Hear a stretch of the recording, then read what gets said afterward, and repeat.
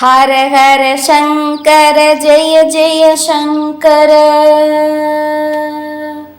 ஓம் ஸ்ரீ மகா பெரியவா சரணம் சரணம்.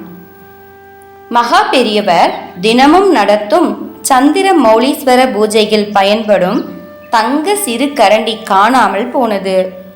சிப்பந்தியில் ஒருவர் தான் எடுத்திருப்பார் என்ற கோணத்தில் விசாரிக்க இன்னார் என்பது தெரிந்தது.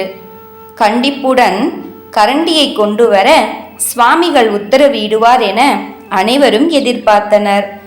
ஆனால் அப்படி நடக்கவில்லை. சிப்பந்தியின் திருட்டு குணம் போக்க விரும்பிய நமது மகா சுவாமிகள் கனிவுடன் அழைத்தார். இதோ பார், சிப்பந்திகளுக்கு நம் மடத்தில் நிறைய சம்பளம் தரவில்லை. அதற்கான வசதியும் நம்மிடம் இல்லை. மடத்துக்கு நீ செய்வது வேலையல்ல, கைங்கரியம்தான். அதில் கொஞ்சம் தியாகம் இருக்கத்தானே வேண்டும். வேறு இடத்தில் வேலை செய்தால் நிறைய வருமானம் உனக்கு கிடைக்கலாம். அதை தியாகம் செய்துதானே இங்கு கைங்கரியம் செய்கிறாய் என்று சொல்லி அவரை கூர்ந்து கவனித்தார்.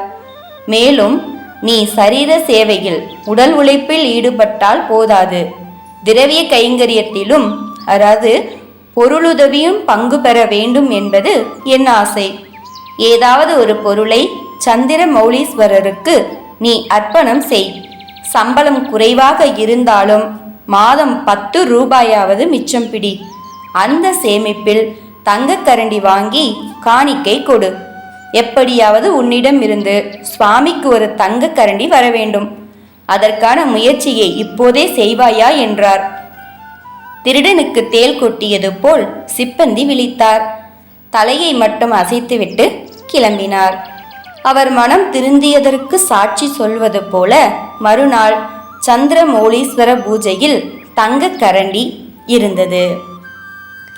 ஹர ஹர சங்கர ஜெய ஜெய சங்கர.